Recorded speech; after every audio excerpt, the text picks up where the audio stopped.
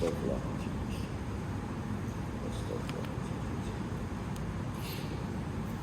Assalamualaikum warahmatullahi ta'ala wabarakatuh. Alhamdulillahilladzi arsala rasulahu bil huda wa dinil haqq liyuzhirahu 'ala ad-din kullih wa kafa billahi shahida. Asyhadu an la ilaha illallah wahdahu la syarika lah wa asyhadu anna Muhammadan 'abduhu wa rasuluh. Allahumma salli wa sallim wa barik alaihi wa ala alihi wa man jahada bi jihadihi ila yaumiddin, amma ba'd. Yang berbahagia Tuan Musi, Tuan Imam, Tuan Bilal dan kuasa muslimin dan muslimat rahimakumullah. Alhamdulillah, kita panjatkan kesyukuran kehadirat Allah Subhanahu wa taala. Dengan limpah rahmatnya kita dapat bersama-sama sekali lagi pada malam ini. Mudah-mudahan Allah Subhanahu wa taala memberikan keberkatan, kerahmatan, keampunan kepada kita semua dan dimasukkan kita ke dalam kalangan hamba-hambanya dan diredai kehidupan kita dalam dunia ini dan diberikan rahmatnya di akhirat nanti. Kita juga bersyukur pada Allah Subhanahu wa taala kerana dengan rahmatnya juga kita dapat bersama-sama seperti biasa dalam majlis ataupun dalam rumah ibadah, walaupun tidak sepenuhnya 100% bagaimana biasa, tetapi setelah sekian lama kita ternanti-nanti, kita dapat juga akhirnya hadir ke rumah ibadah. Walaupun saya difahamkan selama ini masih lagi menghadkan jumlahnya, tapi kita di wilayah persekutuan alhamdulillah, macam masjid saya UTM pun kita dah buka sampai keluar, setakat kapasiti masjid luar, atas, bawah kita buka dengan penjarakan, dengan SOP. Alhamdulillah.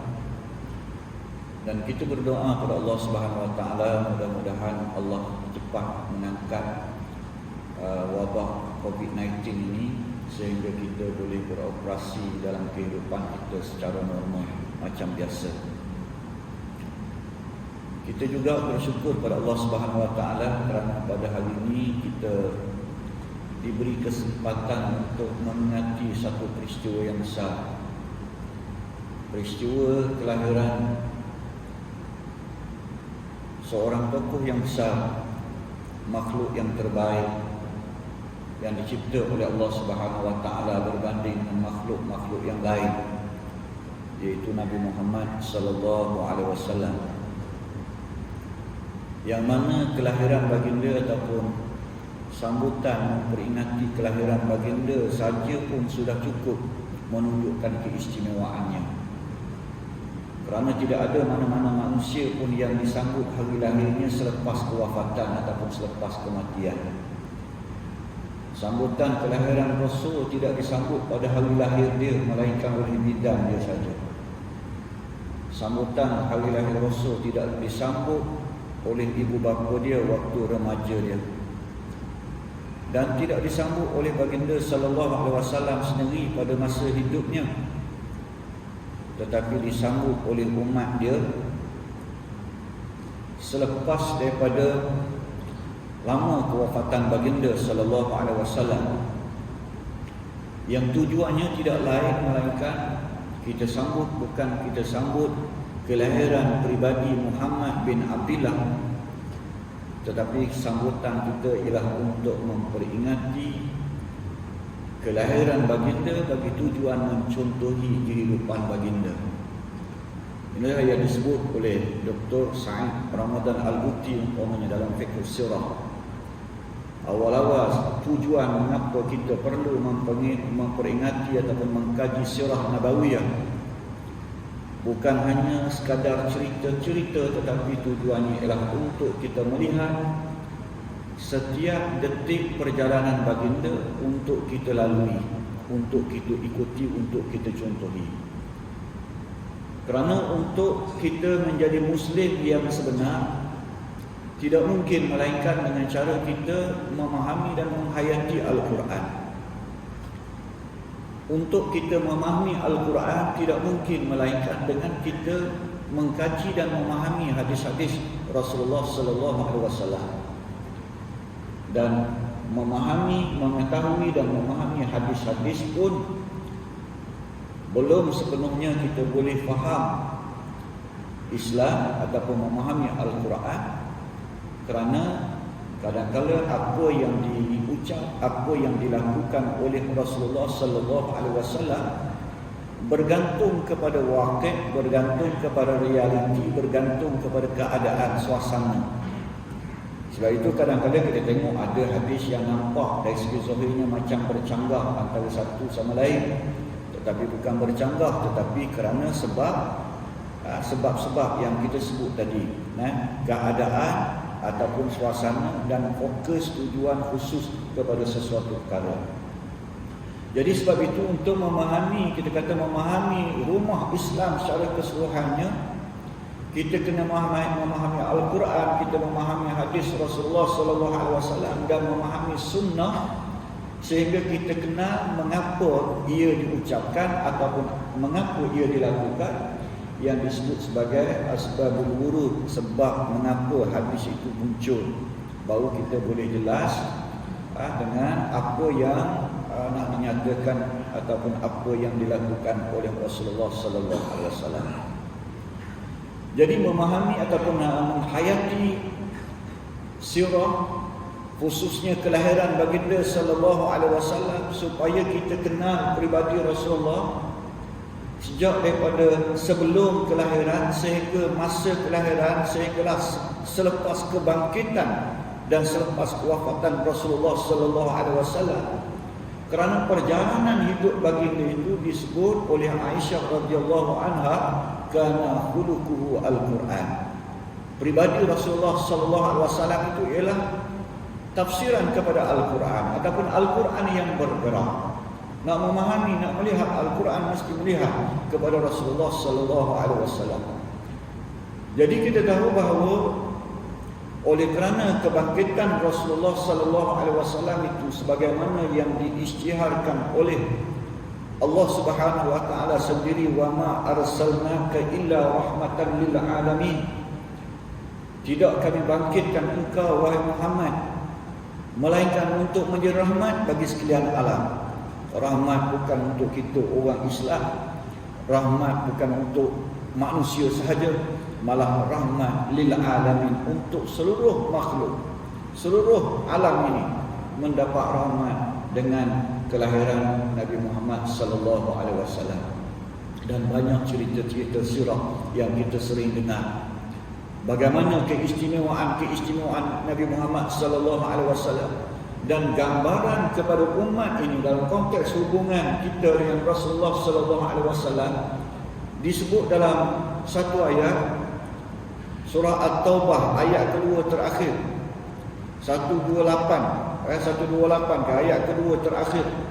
Laqad ja'akum rasulun min anfusikum azizun 'alaihi ma anittum harisun 'alaikum bil mu'minina raufur rahim.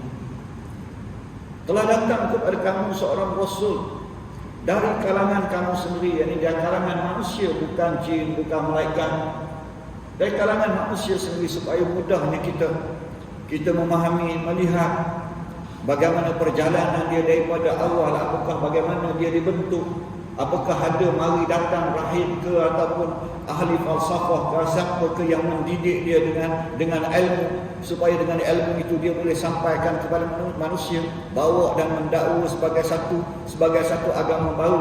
Kita boleh lihat setiap inci perjalanan Nabi sallallahu alaihi wasallam. Tak ada makhluk lain, tak ada manusia lain yang disebut sejarah hidupnya waktu ibu dia berkahwin, waktu ibu dia mengandung, waktu kelahiran, malam kelahiran, apa yang berlaku pada malam kelahiran. Tidak ada.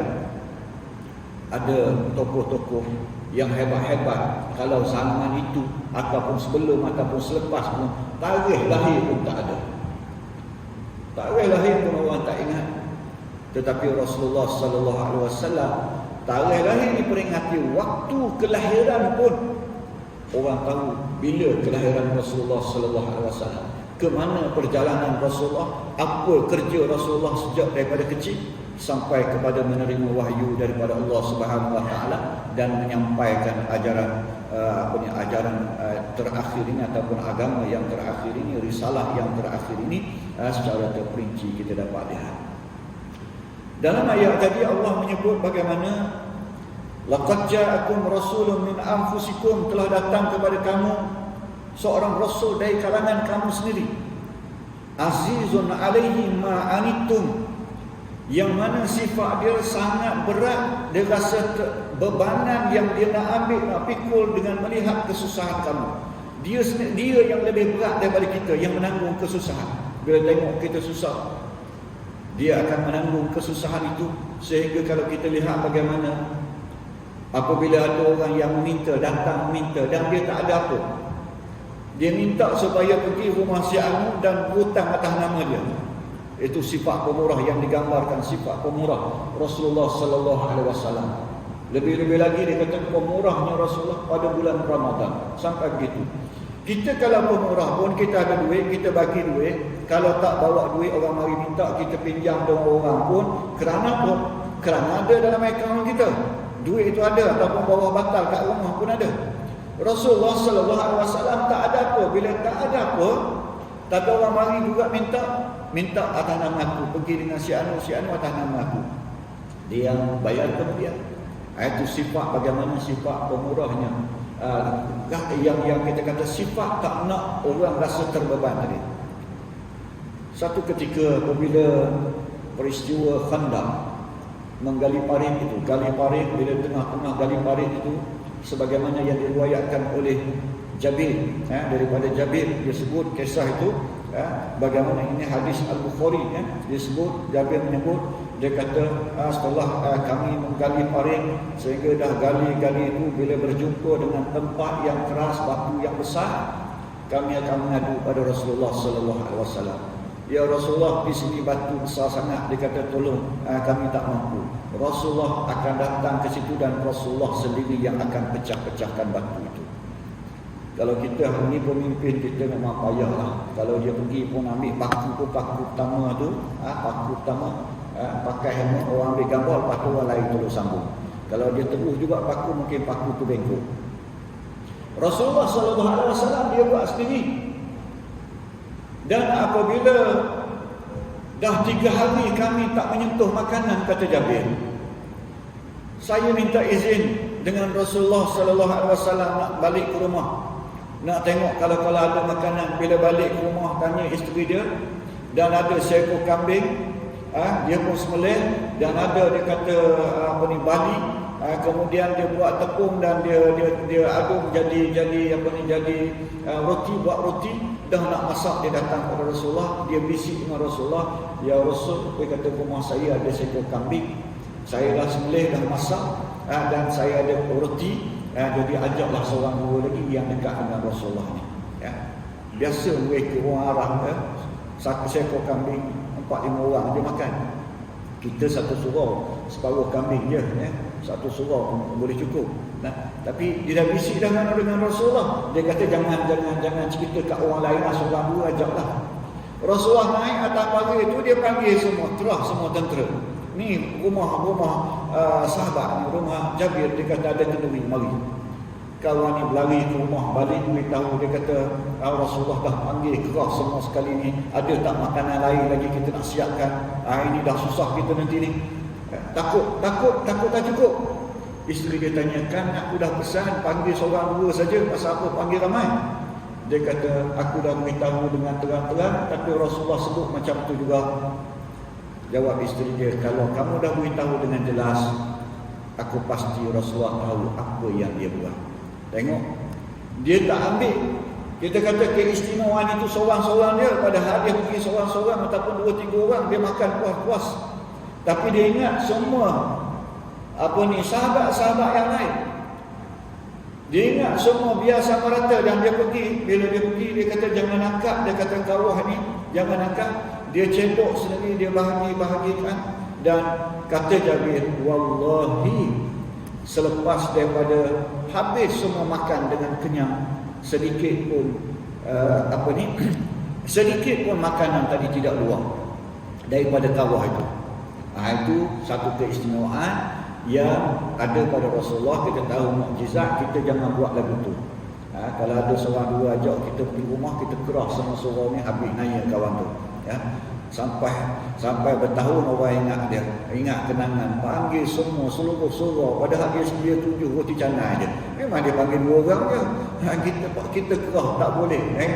Itu tak boleh kita. Itu hanya khusus kepada Rasulullah sallallahu alaihi wasallam. Azizun alaihi ma anittum, rasa berat kepada penderitaan orang lain.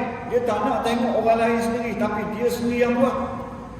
Dan harisun alaikum, sangat menghendaki kebaikan untuk kamu. Bil mu'minina raufur rahim, dan sangat bersifat pengasih penyayang kepada orang-orang yang beriman. Ini sifat Rasulullah sallallahu alaihi wasallam. Jadi bila itu sifatnya, maka kalau kita nak lihat sekarang ni, kita tanggungjawab kita. Dan Ustaz Dr. Ihsan WhatsApp saya minta supaya bincang mengenai apakah kita layak untuk mendapat syafaat daripada Rasulullah sallallahu alaihi wasallam. Apabila kita melihat sifat Rasulullah sallallahu alaihi wasallam macam tu sifatnya, maka kita dapat bayangkan betapa beratnya, betapa perhatiannya, betapa bersungguhnya dia nakkan kebaikan pada kita.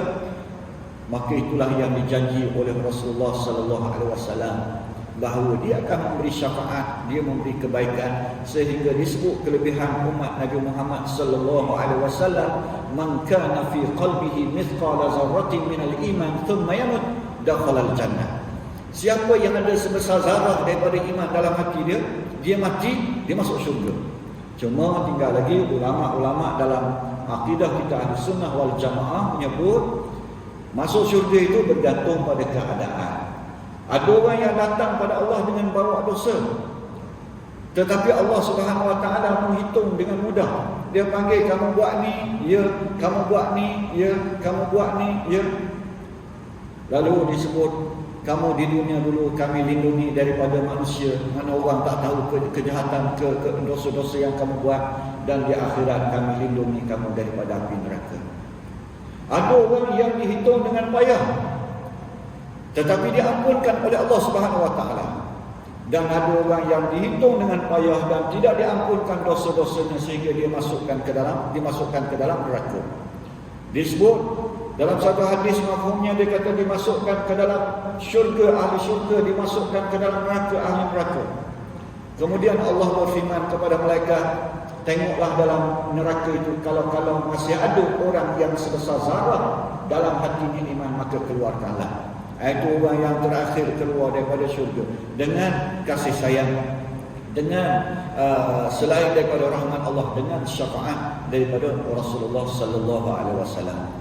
Maka kalau kita kata bagaimana nak mendapat syafaat daripada Rasulullah sallallahu alaihi wasallam di hari akhirat, tak ada jalan lain, tak ada ikhtiar lain melainkan mesti beriman dengan akidah yang benar yang dibawa oleh Rasulullah sallallahu alaihi wasallam. Yang pertama, mesti kita berakidah dengan akidah yang benar. Sebab orang yang terlepas akidah, kita lihat bagaimana di padang mahsyar nanti kita berhimpun, dan kemudiannya semua sekali berduyung-duyung ikut Rasulullah sallallahu alaihi wasallam menuju kepada Al-Haud. Mari kepada kolam sangat istimewa, kolam Rasulullah. Kata Rasulullah, kolam dia adalah kolam yang terbesar berbanding dengan nabi-nabi yang lain. Minum air Al-Haud, kita takkan dahaga selama-lamanya. Masing-masing pakat mari berhimpun, dan masing-masing dapat ambil dah bekas pencedok. Tiba-tiba ada orang yang ditahan oleh malaikat, dah ambil mencedok, malaikat tahan. Dengan sifat rahmat kasih sayang Rasulullah sallallahu alaihi wasallam, masih lagi IQ tanya, dia umat aku, mengapa ditahan dia? Mengapa ditahan daripada meminum? Malaikat jawab, dia kata, engkau tidak tahu apa yang dilakukan selepas kewafatan engkau, yakni dia telah berpaling tada. lari daripada Islam, sehingga dia disingkirkan daripada al-haud. Maknanya hanya orang-orang yang lari daripada Islam, hanya orang-orang yang rosak akidahnya, hanya orang-orang yang tidak tetap imannya, maka inilah orang-orang yang terlepas daripada syafaat Rasulullah sallallahu alaihi wasallam. Jadi kalau kita kata yang pertama kita beriman kepada Rasulullah untuk mendapat syafaat, bagaimana kita nak beriman dengan iman yang sempurna? Dalam satu hadis Rasulullah sallallahu alaihi wasallam menyebut, la yu'minu ahadukum hatta akuna ahabba ilaihi min walidihi wa waladihi wan nasi ajma'in. Tidak beriman seorang kamu, hadis riwayat Al-Bukhari, tidak beriman seorang kamu sehingga aku lebih dicintai daripada ibu bapanya, daripada anak-anaknya, dan daripada seluruh umat manusia. Maknanya syarat untuk dikatakan kita beriman, kita mesti mencintai Rasulullah sallallahu alaihi wasallam.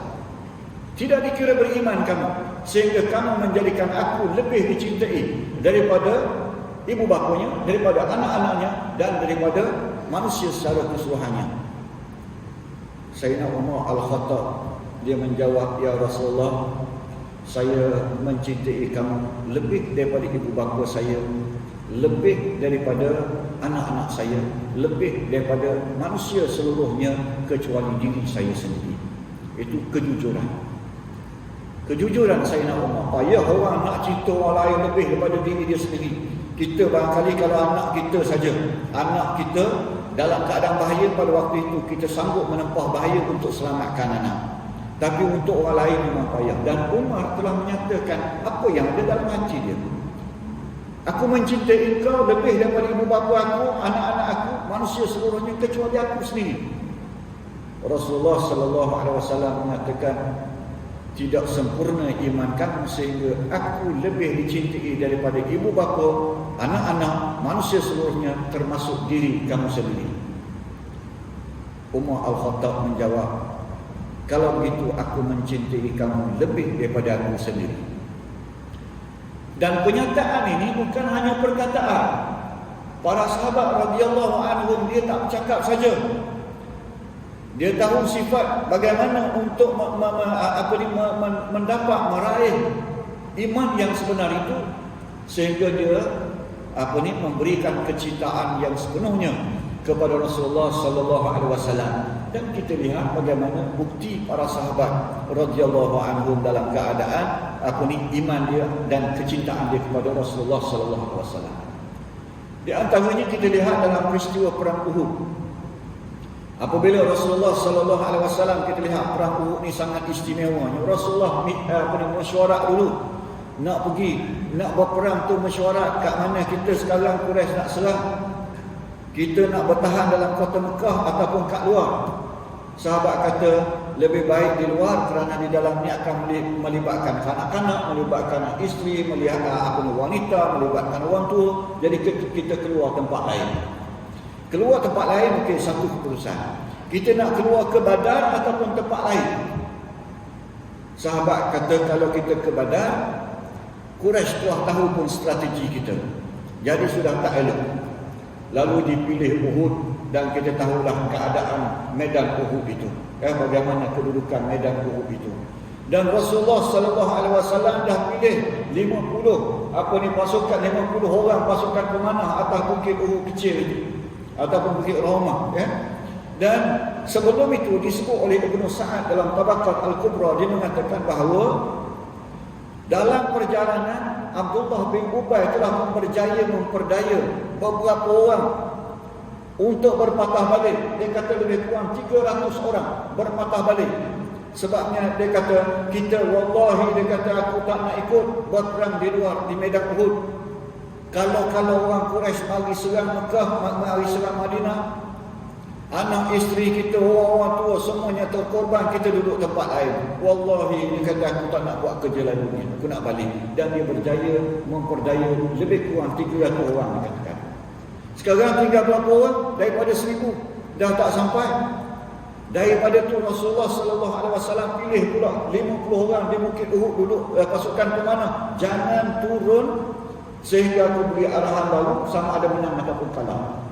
Tapi yang diuji oleh Allah Subhanahu Wa Taala yang duduk atas bukit itulah yang kita sebut sebagai safwatul mukhtarah, barisan pilihan itulah. Yang terpilih itulah yang dituju, yang diuji oleh Allah Subhanahu Wa Taala.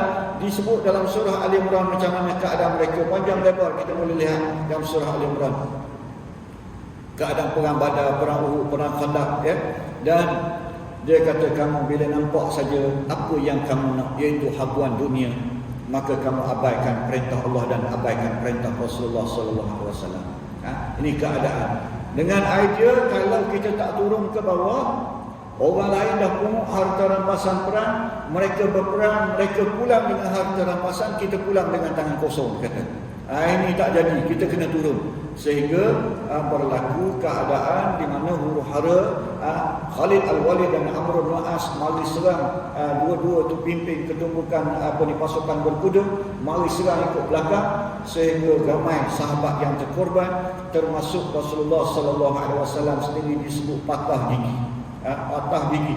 Rasulullah dalam keadaan persediaan yang sangat rapi peperangan ini. Ada riwayat menyebut dia pakai 3 lapis baju rantai. Dr. Akram dia Al-Umuri dalam kajian dia menyelidik yang sahih dan yang tak sahih dalam surah Nabi, dia kata sangat pelik Rasulullah pakai baju macam tu kalau berperang, takkan nak pakai berat, ya, sampai 3 lapis baju rantai. Tapi oleh kerana riwayat yang sangat banyak, maka kita tak ada ruang untuk menolaknya, dia kata. Tetapi disebut tidak ada ruang yang tak putus. Sehingga Rasulullah berundur sampai di celah bukit, di celah batu dah tak boleh berundur lagi, panah menghujani dia. Yang ni kita lihat kecintaan tadi. Nak tengok kecintaan para sahabat. Abu Dujanah tampil menadah belakang dia waktu panah menghujani kawasan Rasulullah sallallahu alaihi wasallam. Jadikan benteng supaya tak kena Rasulullah sallallahu alaihi wasallam. Dan ditanya tentang ini oleh sahabat, bagaimana selepas perang berlaku, macam mana Dujanah. Sebab dia tak bukan mati berperang, mati tadah dada ataupun tadah belakang itu. Rasulullah sallallahu alaihi wasallam menyebut dia mati kerana Allah dan Rasul. Yakni mati syahid. Berbeza dengan kisah Qazman, di mana dalam satu peperangan dia disebut bagaimana hebatnya dia berperang, banyak musuh yang dibunuh, ya. Tiba-tiba waktu dia sahabat bercakap pasal kehebatan Qazman ni, lalu Rasulullah sallallahu alaihi wasallam menyebut, kalau nak tengok ahli neraka, tengoklah pada dia. Sahabat terkejut. Macam mana boleh jadi macam tu? Dia ni berpegang dengan hebat dalam setiap peperangan, dan kali ini pun macam tu juga. Sehingga mereka memilih 2-3 orang untuk intip daripada belakang. Takut dia ni paling tadah belakang, ya. Intip daripada belakang, tengok dia kena panah. Bila kena panah, dah berperang, tengah berperang, dia kena panah, dia tak tahan sangat dengan kesakitan, dia riwayatkan dia letak dia punya hujung pedang dia dekat dada dan dia rebahkan pada badan, dia mati dalam keadaan bunuh diri. Bila keadaan itu diceritakan kepada Rasulullah sallallahu alaihi wasallam, seorang sahabat tapi beritahu, dia kata memang patut, sebab saya dengar ucapan dia kata sebelum ni pun dia berperang bukan kerana Allah, bukan kerana Rasulullah, tetapi dia berperang kerana dia punya keluarga, dia punya keturunan memang orang gagah-gagah, orang berani belaka. Kalau dia tak berperang, nanti hina ataupun mengaibkan keturunan dia. Jadi tak ada nilai perjuangan dia kerana bukan kerana Rasulullah sallallahu alaihi wasallam. Jadi yang saya nak sebut tadi contoh bagaimana si Abu Dujanah itu sampai peringkat macam tu. Ini kalangan sahabat. Bagaimana pula kalangan ulama-ulama yang lain yang kemudian dia boleh buat macam tu sebab dia bersama dengan Rasulullah sallallahu alaihi wasallam. Ulama yang kemudian, dan kita hari ini dah tak ada peluang. Tak ada peluang, kita tak pernah berjumpa dengan Rasulullah sallallahu alaihi wasallam nak meletakkan kecintaan sampai berkorban macam tadi. Tetapi para sahabat radhiyallahu anhum, para ulama, para tabi'in, itba'ut tabi'in berusaha untuk mengikut setiap inci apa yang dilakukan oleh Rasulullah sallallahu alaihi wasallam demi untuk meraih kecintaan Nabi sallallahu alaihi wasallam. Sehingga diriwayatkan kadang-kadang sahabat berebut-rebut duduk di sebelah, kalau sembahyang berebut sebelah kanan. Pasal tu nak ambil keistimewaan bila duduk sebelah kanan tu kan, kita bila ambil iman bagi salam, Assalamualaikum warahmatullahi, Allahumma inni as'aluka ridhaka wal jannah. Pusing ke sini, Assalamualaikum warahmatullahi, Allahumma inni a'udzubika min sakhatik wan nar. Minta jauh daripada neraka, yang ni minta syurga. Dia berebut yang nak dengar Rasulullah minta syurga sampai begitu. Padahal ini minta jauh daripada neraka, tak ada masalah juga kita kata. Tapi dia tetap nak cari hak mana yang ada kelebihan, walaupun sedikit. Rasulullah sallallahu alaihi wasallam suka makan labu, sahabat sampai suka makan labu kerana nak ikut Rasulullah. Pernah Rasulullah dia pakai baju dia terlondeh nampak dia punya ini, nampak dia punya bahu ni, nampak dia punya leher dan bahu ni. Sahabat sampai akhir pun dia ikut cara itu. Inilah kita kata bagaimana sahabat yang melihat peribadi Rasulullah sallallahu alaihi wasallam dan dia berusaha untuk mencontohi baginda. Yang kecil-kecil macam tu, apatah lagi yang besar-besar. Para ulama, para salafus saleh pun demikian berusaha untuk meraih cinta Nabi ini. Sampai satu kisah, kita ambil contoh umpamanya Hatim Al-Asam. Bagaimana Hatim Al-Asam ini menjadi rujukan, banyak sangat rujukan kepada Imam Al-Ghazali rahimahullah, seorang ulama Khurasan. Nama dia Abdul Rahman Hatim bin Alwan. Ada yang menyebut Hatim bin Sufyan, ya. Disebut sebagai Hatim Al-Asam, Hatim yang peka. Padahal dia tak peka. Tengok dia ambil contoh Rasulullah. Rasulullah diriwayatkan satu ketika seorang perempuan Yahudi mari bagi 5 kat dia. Bila bagi 5, Rasulullah biasanya kalau bagi makanan, dia tak dulukan dia dulukan orang lain. Bayangkan satu ketika Rasulullah lepas sembahyang subuh, bagi salam, dia terus bangun dan dia masuk rumah dia. Sahabat terpinga-pinga, pasal apa Rasulullah ni tiba-tiba lepas salam, tak lepas bagi salam, tak tegur orang, tak tanya khabar, tak tazkirah dan sebagainya. Dia terus pergi.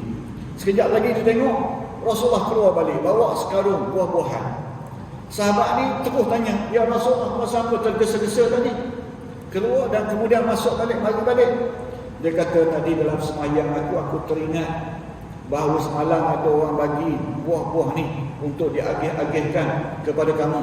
Aku takut terlupa, aku teringat dalam sembahyang tadi dan aku takut terlupa, habis aku pergi ambil terus. Sehingga kisah ini dijadikan panduan oleh ulama, mengatakan bahawa teringat sesuatu dalam waktu solat tidaklah sampai merosakkan khusyuk solat. Kalau teringat tu taklah kita pula duk bayang, orang ni aku nak bagi 1 kilo, orang ni aku nak bagi 2 kilo, orang ni malas sikit mari surau ni, bagi 1/2 kilo sudah. Jangan duk bayang gitulah. Jadi ingat habis. Kemudian fokus balik. Tak apa, dia kata, tak ada masalah. Jadi Rasulullah tadi cerita 5 tadi, yang ni selesai bagi. Bila buah 5, dia tak buat macam tu. Orang mari bawa kat dia terus makan, dia tak bagi kat orang. Dia makan, dia senyum, dia makan, lepas tu senyum, makan, dia senyum.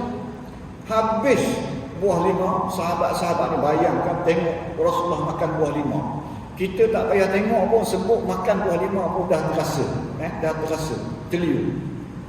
Tapi Rasulullah duk makan, sahabat duk tengok dan tak bagi. Habis buah 5, perempuan tadi pun pergi. Sahabat tak puas hati terus tanya, ya Rasulullah, pelik hari ni. Biasa Rasulullah akan ajak kami makan sama, sekarang Rasulullah tak offer pun kat kami. Jawab Rasulullah, buah 5 tadi dia kata sangat masam. Kalau aku ajak kamu makan, aku bimbang kamu tak boleh tahan nenek muka kamu, yang membuatkan wanita tadi berkecil hati. Jadi aku tak bagi kat kamu. Tengok dia nak jaga hati orang yang bagi, sampai begitu. Hatim Al-Asam yang kita sebut tadi, hatim yang tak pekak, digelarkan dengan pekak itu, kisahnya disebut oleh ulama bagaimana keadaan satu ketika dia seorang perempuan mari kat dia dan nak bertanya masalah agama. Mari belum sampai soalan, tiba-tiba terkentut. Bila terkentut, perempuan pula terkentut, ada rasa mestilah aibnya, malunya terasa lebih besar. Nak terkentut itu, bila terkentut, sehingga dia tanya, tak apa, dia nak tanya juga, dia tanya Hatim kata, cuba kuat sikit suara kamu. Dia kuatkan lagi suara. Boleh tak kamu kuatkan suara kamu? Saya tak dengar suara kamu. Kamu nak tanya, biarlah kuat. Dia pun tanya dengan suara kuat. Baru saya jelas. Dia pun jawab. Perempuan tadi kata, lega dalam hati dia. Rupanya aku ketuk tadi, dia tak dengar. Itu sehingga itulah disebut sebagai al-asam, hati yang mekar. InsyaAllah kita sambung sikit lagi ya. Lepas azan.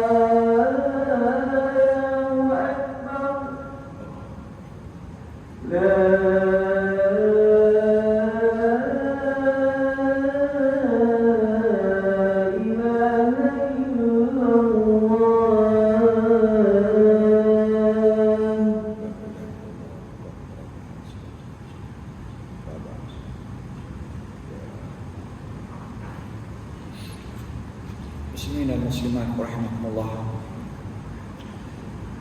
Secara ringkasnya kita dapat simpulkan daripada cerita-cerita tadi bahawa yang pertama, untuk meraih cinta Rasulullah sallallahu alaihi wasallam, kita mesti mencintai Rasulullah sallallahu alaihi wasallam sendiri. Dan untuk mendapat ataupun untuk menzahirkan kecintaan kita itu, yang pertamanya wajib kita mengikut apa yang dibawa oleh Rasulullah sallallahu alaihi wasallam. Kita berusaha untuk mengikuti sunnah yang wajib, kita tambah dengan sunnah yang sunat, yang sentiasa ataupun berusaha sentiasa membiasakan diri kita dengan sunnah-sunnah yang sunat juga, selain daripada yang wajib tadi. Allah Subhanahu wa taala berfirman dalam Al-Quran, "Qul in kuntum tuhibbunallaha fattabi'uni yuhibbukumullah wa yaghfir lakum dhunubakum." Katakanlah wahai Muhammad, jika benar kamu mencintai Allah, maka ikutlah aku. Yang ikutlah Nabi sallallahu alaihi wasallam. Fattabi'uni yuhibbukumullah. Ikutlah aku, pasti kamu akan dicintai oleh Allah, dan Allah akan mengampunkan dosa-dosa kamu. Jadi kena ikut Rasulullah sallallahu alaihi wasallam, ikut sunnah baginda, daripada yang wajib sampai kepada yang kita berusaha yang sunat-sunat, sehingga yang sekecil-kecil kita kata tadi, tanda kecintaan kita. Yang kedua ialah dengan cara kita memperbanyakkan salawat kepada baginda sallallahu alaihi wasallam. Antara hadis Rasulullah sallallahu alaihi wasallam orang yang mendapat syafaat, hadis ini diriwayatkan oleh Imam Tabrani, inna awlan nasi bi yaumil qiyamati aktsaruhum alayya salatan. Sesungguhnya orang yang paling dekat pada aku pada hari kiamat ialah orang yang paling banyak berselawat ke atasku. Hadis riwayat Imam At-Tabrani. Dan hadis yang kedua, Imam Tabrani juga meriwayatkan bagaimana selawat yang dianjurkan. Dia kata, "Man shalla alayya hina yusbih ashram wa hina yumsi ashram adrakathu syafa'ati yaumil qiyamah." Siapa yang berselawat ke atasku pada waktu pagi 10 selawat, pada waktu petang pun 10 selawat, maka dia layak untuk mendapat syafaatku pada hari kiamat. Hadis ini dinilai sebagai dhaif oleh sebahagian ulama, tetapi kita boleh beramal untuk berselawat kerana banyak hadis-hadis yang sahih yang menganjurkan untuk kita berselawat. Malah bukan hadis saja, ayat Quran pun memerintahkan kita untuk berselawat. Selalu dipesankan hari Jumaat, "Inna Allaha wa malaikatahu yusalluna 'alan nabi ya ayyuhallazina amanu sallu 'alaihi wa sallimu taslima." Sesungguhnya Allah dan para malaikat berselawat ke atas Nabi. Allah dan malaikat pun berselawat ke atas Nabi, ya. Apatah lagi kita. Oleh sebab itu dia kata, "Wahai orang-orang yang beriman, berselawatlah kamu dan mengucap salamlah kamu ke atasnya. Man shalla 'alayya marrah sallallahu 'alaihi bi asyra." Siapa yang berselawat ke atasku dengan satu selawat, nescaya Allah akan berselawat ke atasnya dengan memberikan rahmat, keampunan dengan 10 kali selawat. Jadi memperbanyakkan selawat, lebih-lebih lagi dianjurkan pada hari Jumaat kita memperbanyakkan selawat kepada junjungan besar Nabi Muhammad sallallahu alaihi wasallam. Banyak cerita-cerita kisah ulama-ulama, tetapi kita tak sempat nak sebut dengan masa kita yang terbatas, yang terhad dengan keadaan kita sekarang. Kita tak boleh kuliah ataupun ceramah macam biasa-biasa, ya, sebab masa dengan SOP dan sebagainya. Boleh tengok kisah Sufyan As-Sawri, bagaimana kisah kelebihan selawat ini, ya. Dan yang ketiga ialah dengan cara kita untuk mendapat syafaat, disebut dengan cara kita sentiasa berwudu. Kalau boleh kita usahakan kita wudu hari subuh, nak pergi kerja tu kita kekal dengan wudu sampai di ofis kita boleh semayang sunat duha. Kemudian kalau batal, kalau boleh usahakan untuk sentiasa berwudu. Kerana disebut dalam satu hadis, bagaimana hadis ni riwayat Muslim, ya, panjang hadis ni, saya sebut secara umum saja. Di hari akhirat kata Rasulullah sallallahu alaihi wasallam, orang yang pertama dibenarkan sujud dan bangkit daripada sujud ialah baginda. Kemudian dia melihat di hadapan dan di belakangnya umat dia. Begitu demikian juga di kanan dan di kirinya, dikata begitu ramai. Rasulullah sangat berbangga kerana umat dia, pengikut dia paling ramai berbanding dengan nabi-nabi yang lain. Ada yang 3 orang, satu nabi, ada tiga nabi, 1 orang pun ada dalam surah Yasin itu, ya. 3 orang nabi, 1 orang saja yang pengikut dia. Maka Rasulullah berbangga dengan jumlah yang ramai. Riwayat Abu Darda, sahabat tanya Rasulullah, "Ya Rasulullah, macam mana engkau boleh kenal pengikut-pengikut ataupun umatmu? Sekarang hak jumpa ni boleh, hak yang kemudian bagaimana kamu kenal?" Rasulullah sallallahu alaihi wasallam menyebut, aku kenal mereka kerana wajahnya bercahaya kerana wudunya. Mana kerana wudu. Dalam riwayat yang lain Imam Muslim juga dia kata dia suruh kita berwudu. Dia kata sehingga di hari akhirat dia kata umatku akan tampil pada hari kiamat dengan wajah bersinar, tangan dan kakinya berkilauan dari bekas-bekas wudunya. Mana biasakan wudu supaya kita mendapat syafaat daripada Rasulullah sallallahu alaihi wasallam. Yang keempat ialah kita berusaha mempertahankan Rasulullah sallallahu alaihi wasallam. Yang hari ini kalau dulu kita lihat bagaimana Abu Dujannah, bagaimana kisah-kisah yang lain, kita tak boleh buat macam tu. Hari ini sekurang-kurangnya apabila ada sahaja suara-suara ataupun kritikan ataupun apa sahaja cemohan terhadap baginda Rasulullah sallallahu alaihi wasallam, kita tunjukkan solidariti kita, bagaimana kita memartabatkan, mempertahankan pribadi Rasulullah, nama Rasulullah dan nama Islam sebagai tanda kecintaan kita, kasih sayang kita. Yang kita lihat hari ini semakin hari semakin banyak orang yang berusaha untuk memperkecilkan, mempermainkan, menghina dan sebagainya. Sampai satu ketika bukan di kalangan orang bukan Islam saja, di kalangan orang Islam pun, di kalangan orang Islam pernah satu ketika dalam satu majlis yang ni pun ramai orang tahu ni, heboh juga kisahnya. Dalam satu majlis bila orang tanya seorang perempuan janda, ditanya, dia kata sekarang awak bercinta dengan orang muda, jadi macam mana? Dia kata tak ada perasaan, tak rasa apa-apa. Dia kata apa kisah saya bercinta dengan orang muda? Apa masalah? Rasulullah pun bukan tak tahu, dia berkahwin dengan orang perempuan yang tua bangka. Dia kata, tua bangka ayat dia.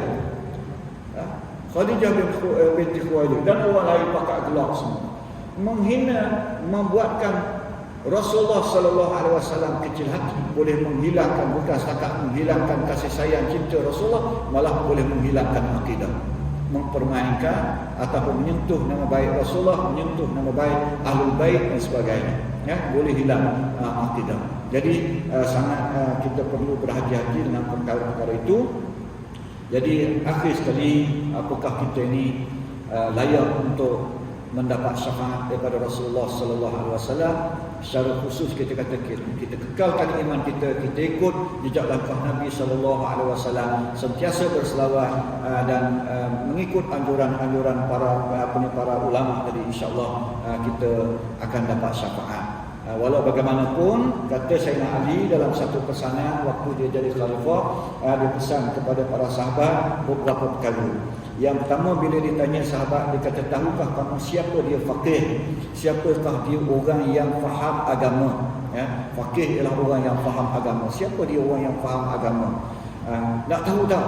Lalu sahabat-sahabat ni dia kata, nak, siapa dia? Lalu disebut yang pertama, dia kata orang yang tidak memutuskan harapan daripada rahmat Allah. Makna tak putuskan harapan orang daripada rahmat Allah. Faqih ciri dia tidak memutuskan harapan daripada rahmat Allah. Ni boleh tengok dalam hadis Riyadhus Shalihin, hadis panjang lebar tentang taubat. Tentang taubat, di mana orang yang bunuh 99 orang mari dekat rahim, mari dekat orang alim pada waktu itu, tanya masalah itu. Panjang hadis tu, ya. Boleh tengok dalam Riyadhus Shalihin yang dikumpulkan oleh Imam An-Nawawi rahimahullah.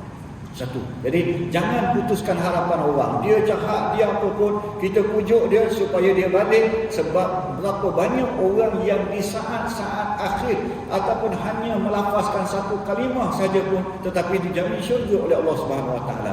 Apa yang berlaku kepada ahli sihir Fir'aun? Dia hanya mengatakan Rabbana amanna bi rabbil alamin. Dia tak semayang, tak sebut semayang, tak sebut puasa, tak sebut apa lagi. Selepas ular-ular dia dimakan semuanya oleh ular daripada tongkat Nabi Musa alaihi salam, dia kata amanna bi rabbil alamin. Disebut kisah dia sebagai penghulu selepas dia dihukum bunuh menjadi penghulu para syuhada. Mana hanya dengan itu saja. Bagaimana kisah Ashabul Ukhdud? Tak sebut pun Rabbul Alamin, itu hanya disebut yang dia faham pada waktu itu. Amanna bi rabbil ghulam, sebagaimana disebut dalam hadis, ya. Amanna bi rabbil ghulam, kami beriman dengan Tuhan budak ni. Tak tahu lagi pun, tetapi dia diabadikan dalam Al-Quran, dalam Ashabul Ukhdud, ya. dalam kisah Ashabul Ukhdud. Bagaimana pula kita lihat kisah Bal'am bin Ba'urah yang disebut sebagai bertaraf wali, malah ada ulama yang mengatakan dia sampai darjat kenabian. Hebat dia ni. Tetapi dibantah oleh Imam Al-Mawardi. Tak mungkin, dia kata, dia sampai ke darjat kenabian. Kerana apa? Kerana Allah pasti tahu siapa yang akan yang akan menyeleweng kemudiannya ataupun akan berpaling tadah, takkan dilantik sebagai nabi.